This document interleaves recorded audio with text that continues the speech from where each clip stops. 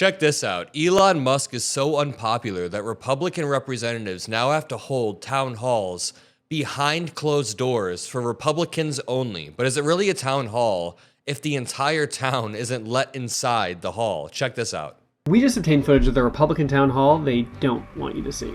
We're going to eliminate the Department of Education. I need to get rid of the 16th Amendment, y'all. And you also have to get rid of the 17th Amendment. After Republicans were told not to have town halls because their policies are so unpopular, people were showing up just to yell at them, Arizona Representative Andy Biggs headlined a town hall where they checked party affiliation and voting history at the door to make sure only Trump-voting Republicans were in the crowd. They wouldn't let me in. They looked up my record on how I voted, and based on that, they refused to let me in. This is not America. Journalists were also barred from the event, probably because Biggs didn't want you to see him talking about how he thinks the government, that he works for, uses geothermal engineering to control the weather. My question has to do with the geoengineering that I definitely believe in. So I sit on a working group, I guess we would call it, that deals with unexplained phenomena. We're trying to get to the bottom of it. They're trying to get to the bottom of the weather. You know, Republicans hold both chambers of Congress and the presidency, yet Republican representatives and constituents alike still come up with conspiracy theories about Democrats being so powerful that we control the weather. Man, I wish the Democratic Party can't even win an election. I wish we were controlling the weather behind the scenes. And he definitely didn't want you to know his plan to cut Social Security is adding a work requirement to your grandparents' health care. Would you mind please speaking to Medicare and Medicaid funding? If you are able-bodied, maybe you should have to work and then have a work requirement. Now, where have I heard that before? My fingers hurt. Oh, well, now your back's gonna hurt because you just pulled landscaping duty. Quick scene from Happy Gilmore at the end there. Now, I want you to notice the difference between that Republican town hall held behind closed doors and this Democratic town hall where a representative beautifully defends trans girls' right to play sports. I'll play the clip in a second, but can I just remind you, town halls are one of the last great spectacles of American democracy. It feels like lately, politics is often reduced down to sound bites or TikToks or short little tweets, but town halls provide direct engagement between elected officials and the people they represent. It's raw, it's unscripted, and it's often a chaotic display of democracy in action. And here's the thing. It's okay if town halls get chaotic. I mean, it's kind of a trope about town halls at this point. Or if you go to a school board meeting, it gets a little chaotic. Everybody wants their voice heard and everybody is passionate. But lately, it's been a little bit different. Republicans have been canceling town halls because they get shouted out because of Doge's unpopular agenda.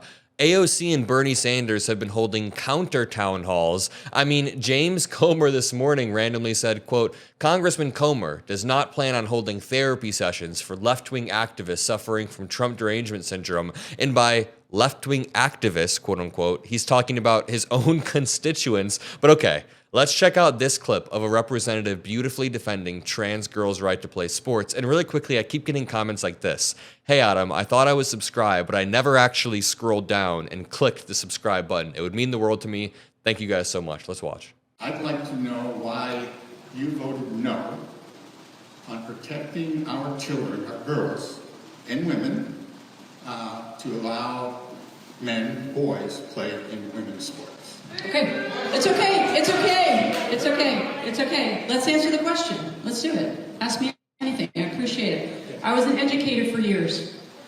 So I want to be really clear. There is a role for schools, there's a role for the NCAA to play, for college organizations to play around this issue. What I know is, from having been a teacher, that you should never in Congress be passing a bill that makes it illegal for any kid to play on a sports team as young as kindergarten. And that's what that bill did. So, I spent a lot of time talking with members of my caucus about this. I know, and I actually made a video about this the other day. The population of transgender people in this country is minuscule. 0.5%. It's tiny. And I think at the collegiate level, I might be wrong, I think there's only 11 transgender athletes that play at the collegiate level. Very small number, yeah. Okay? So I ask us all, why are we spending so much time talking about an issue that impacts so few people when we could be talking about an issue that really benefits many more people? Because Republicans use it as a distraction, but what a great answer. Honestly, I wish more Democrats could be like Representative Becca Balint and just explain it. I mean, she does have the advantage of being a former teacher, so she can just very easily say what she needs to say. But I feel like too many Democrats are scared to address issues head on. They're very risk averse. Have you guys noticed the Democratic Party is very risk averse? So rather than even answering these hard questions, they try to scoot around it, and that allows Republicans to dominate the narrative on trans sports, to dominate the narrative on all of these different things. But here we go. Here is a video that I really wanted to play. Here is Senator Chuck Grassley, one of the oldest people in Congress, having a town hall in Hampton, Iowa. And people begin to ask him, why do you believe President Trump is above the law? Why haven't you spoke out? I want your guys' eyes to be on the dude who's standing up right here where my mouse is, and then over on the right, if I scroll over, you'll see Grassley. I'll show you both of them throughout this interaction. Congress is created and in violation of the Constitution. My question to you is, why do you believe that President Trump is above the law? And I'll just reinforce what other people have been saying here. Why have you not spoken out for it? Yeah.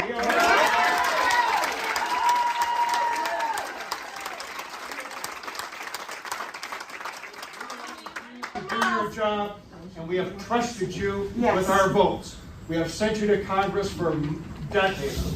We expect you to follow through for what we Iowans really want our government to do, and not to have a federal government that is being dismantled by this President Trump and Elon Musk. Yeah, I know. Please stand up for what's right and do your job.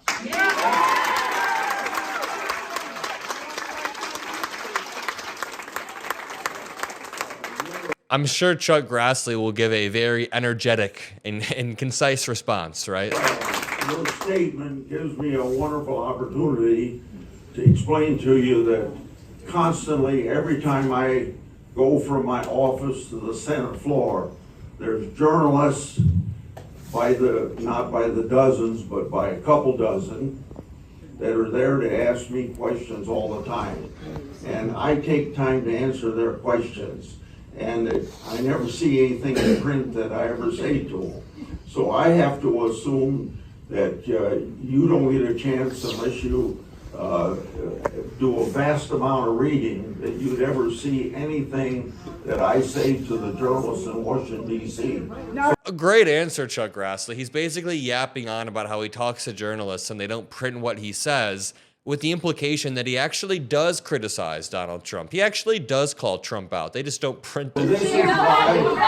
So this is why. And everyone kind of calls him out on the BS there. But what did I say at the beginning of this video? Town halls are very unique because they allow direct engagement between constituents, the people sitting in here, and the representatives. Elected officials can look face to face and have raw interactions, chaotic interactions with the people that they represent. And what do we see? We see a pattern of Republicans holding town halls, and it turns into a referendum basically on Elon Musk. It's a referendum on Doge, Elon Musk, and Trump's actions thus far. And people aren't happy. I do not think you can say that people are happy. Republican voters sometimes show up at these town halls. Sometimes it is Democratic voters. It's a mix of the two. But people are unifying to say, please don't cut our Social Security. And again, can we contrast the Republican town halls, the ones like Grassley's, the ones they're holding behind closed doors? Can we compare those? Check out the dichotomy between those and the Democratic ones, where the person's incredibly nice, or the one that AOC held. Because Medicaid, Medicare, and Social Security were promises that we as a people have made to each other about the kind of country we are and the kind of society we want to live in. And I don't know about you, Arizona, but I want to live in an America that guarantees health care to every person. I want to live in an America that has a living wage for every person. I want to live in America where you have free speech to express yourself and not be afraid of getting put on a list or deported.